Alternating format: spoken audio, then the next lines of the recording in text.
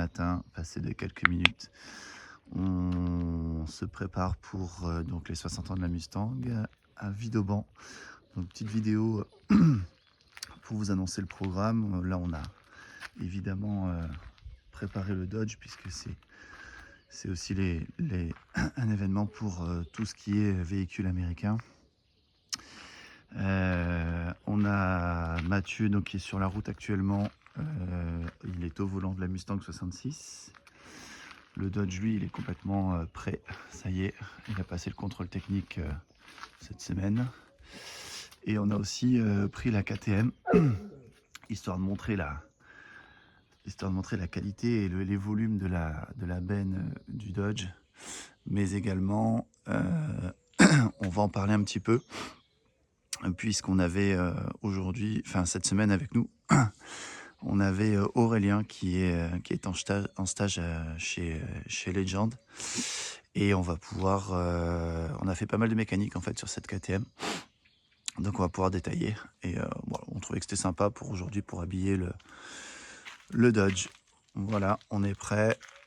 Je vais finir de charger le drone. Prendre du ravitaillement histoire de se désaltérer. On espère que la météo sera clémente. Et on vous dit à tout à l'heure pour l'installation des AirDome. Salut les amis, en route pour les 60 ans de la Mustang avec Legend Motors. Petite vidéo au volant du pick-up. Allez, je vais ouvrir les clapets, on est dans la forêt, là on va réveiller personne.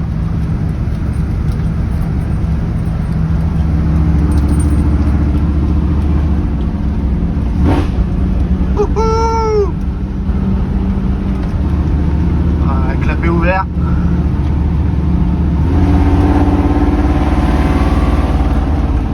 J'y vais tout doux parce que on est encore en rodage, je suis en train de faire chauffer le moteur, mais bon, à mon avis on n'aura pas le temps de le faire chauffer, il est très très bien refroidi.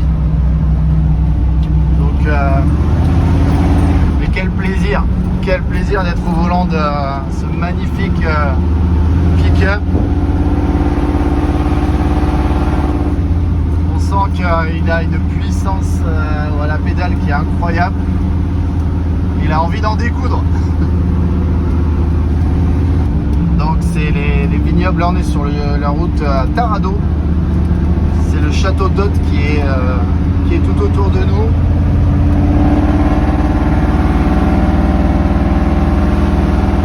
Alors on fait un peu de gaz.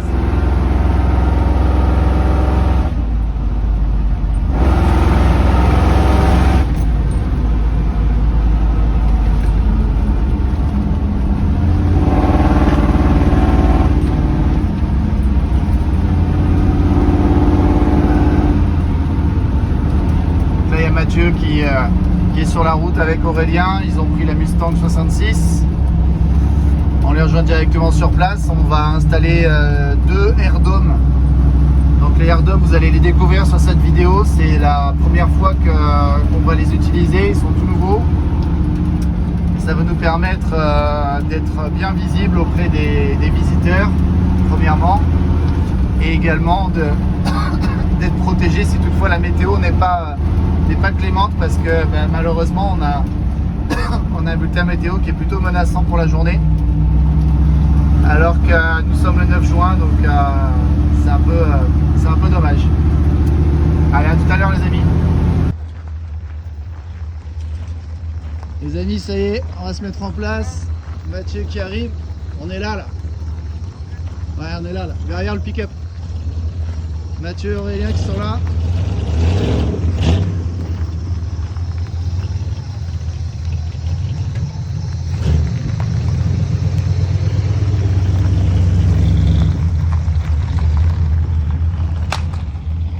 Custom avec Isidal, Jérémy qui sera notre voisin pour la journée, en plus d'être un très bon ami.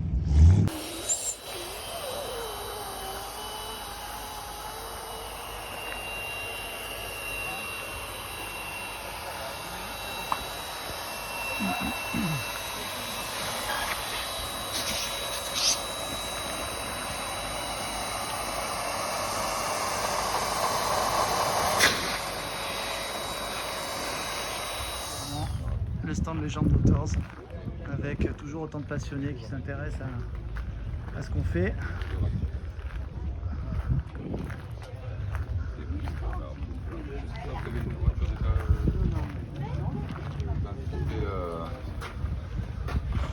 Salut les gars, en direct donc des 60 ans de la Mustang à Vidauban. Aujourd'hui on se retrouve tous les trois avec Mathieu et Aurélien qu'on vous présente pour la première fois, qui pour nous, je vais laisser la parole, il va se présenter, mais il est avec nous pour 15 jours en découverte métier de la mécanique.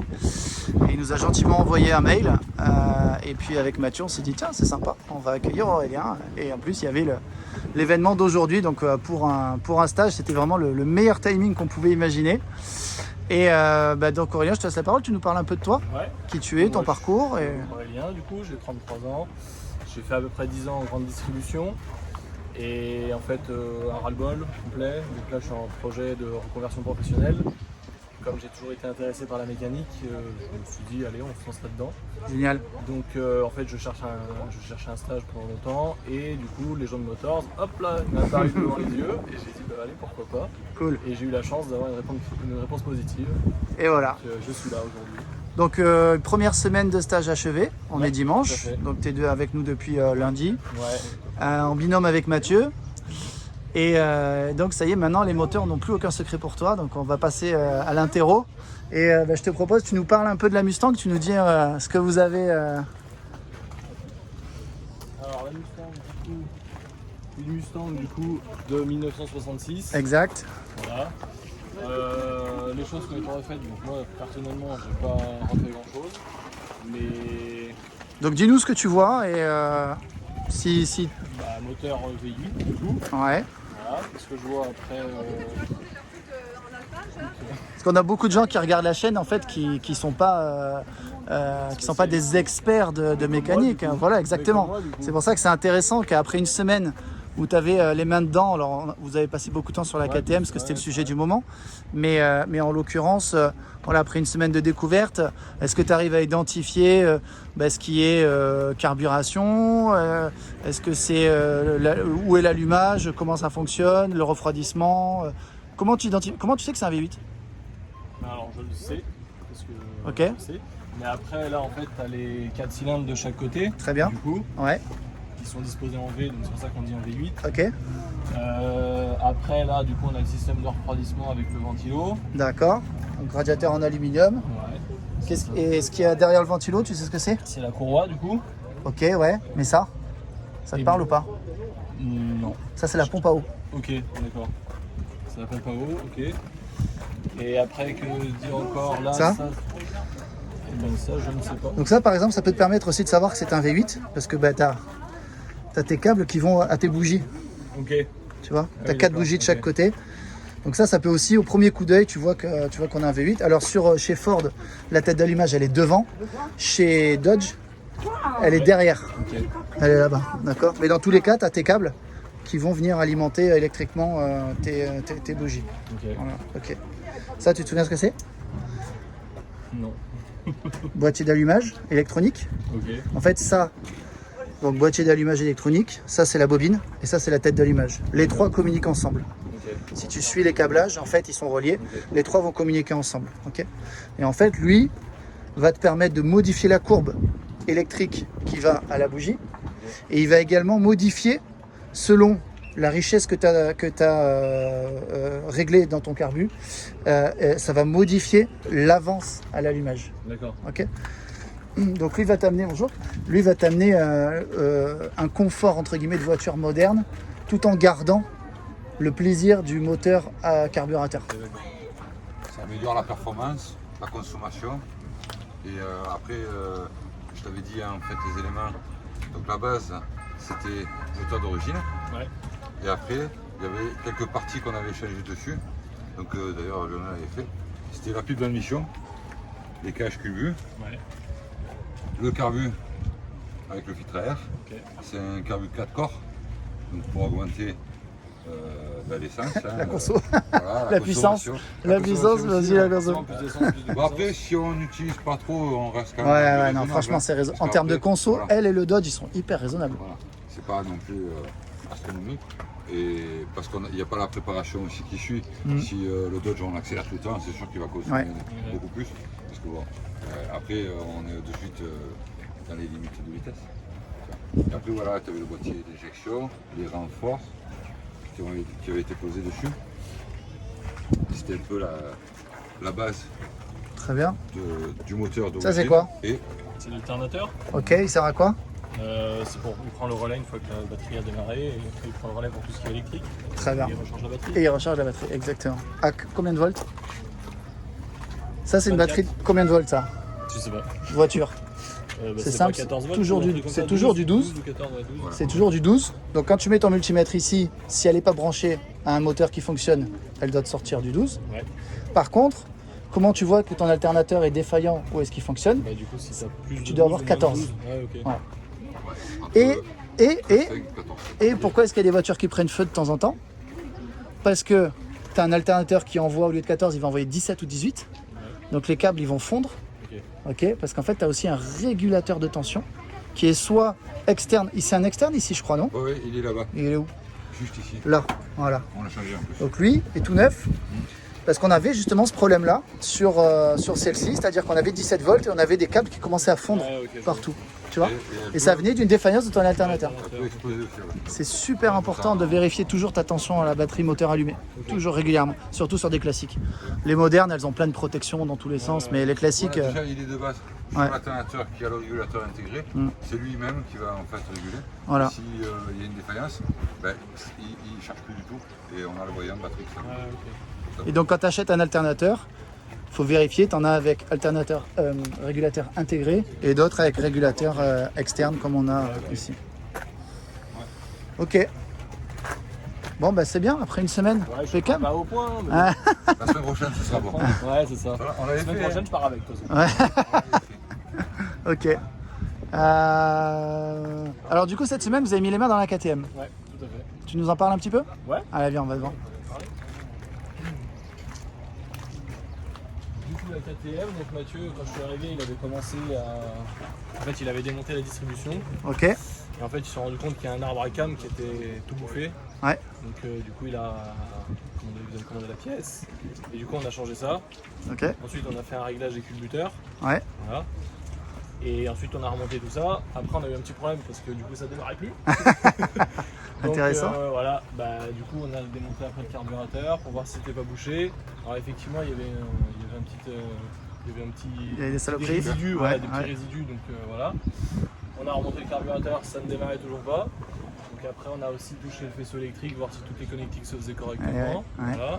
On a vu la rouille, on a nettoyé. Voilà, la on a rouille, tout nettoyé, exactement. ça. Elle voulait toujours pas Elle voulait démarrer. toujours pas démarrer, donc on désespère évidemment. Et on s'est dit, bon bah la seule chose qu'on a touchée à la base avant qu'elle démarre plus, c'était C'est la distribution. distrie.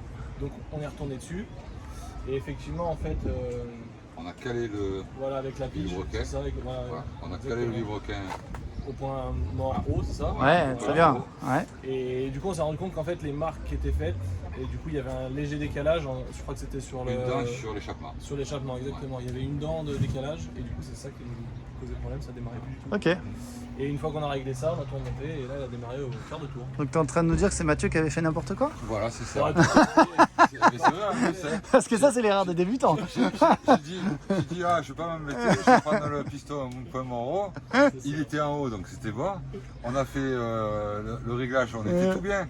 Sauf que comme il y a le tendeur de distri, en fait, il est hydraulique, Ouais. eh ben, on a un peu de mou. De jeu. Ouais. Et sur Ouais. un essence, tout ce qui est moteur essence, on a suffisamment d'espace pour pouvoir peut-être décaler d'une dent. Et quand j'ai décalé, ben, en fait, j'ai remonté pensant que c'était bon. Et ce qui s'est passé, c'est que quand le tendeur il s'est mis en pression, il m'a fait bouger cette. Ben, il est venu donc à son réglage comme on l'avait fait, et ça me faisait à l'échappement une dent. Et le conseil que je donne toujours, c'est quand on fait une distribution, de bien faire tourner le moteur. Parce que si la soupape descend et que le piston monte, ça peut tordre la soupape ou la casser. Et une dent sur un essence, ça passe, mais ça ne démarre pas. Ok. Ce qui est marrant, c'est qu'elle a quand même réussi à démarrer 2 fois. Oui, en plus elle a démarré avant. Ouais, parce qu'elle devait être bien calée avant de se tendre en fait. Parce que voilà, Mm. c'est le truc. Donc on est reparti sur la recherche parce que sur KTM c'est encore spécifique. On récupère un boulon qui est sur la moto, on en avait une rondelle, il y a un point conique, on retrouve en fait le point de pige. Et une fois qu'on s'est mis sur le point de pige, qu'on a tout remonté, on a vu qu'il y avait un petit décalage. Donc c'était tout bête. Hein. Mais ce qui était surprenant, voilà, c'est qu'elle a démarré, donc on s'est dit bon, c'est bon, elle est bien calée, elle a bien tourné en plus. Et en fait, non, c'était parce que c'était l'échappement. Donc ça voulait dire que l'essence voulait rentrer, mais comme elle ne pouvait pas sortir, il s'est tout fait direct. Donc, ok. J'ai voulu faire le spécialiste où j'arrive à tout Tu le mettras pas dans le rapport de stage, ça hein? Oui, non, je ne vais pas le dire à tout le monde. Mais bon, voilà, c'est le truc, parce que j'ai pas voulu chercher cette pige là en fait. Parce que je pensais pas qu'elle y était sur aussi. Ouais. Comme sur certains modèles, elles sont faciles d'accès. Là, il a fallu qu'on démonte en fait pas mal de pièces. Et bon, en fait, voilà, c'était juste ça. Ok les gars, merci. Il est 11h, bientôt 11h30, donc la soirée... Les voitures. La journée. Non.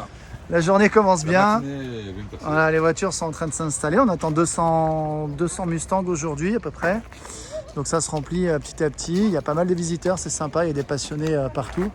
Évidemment, le stand Legend Motor, comme vous le voyez, on a reçu nos nouvelles tentes. Donc c'est magnifique, on est très contents. On est les seuls d'ailleurs à être équipés comme ça. Et puis on fera tout à l'heure une vidéo sur EasyDAL, c'est intéressant. Les dalles, vous les connaissez, c'est celles qui nous ont équipés au garage. Donc on vous en parlera aussi tout à l'heure.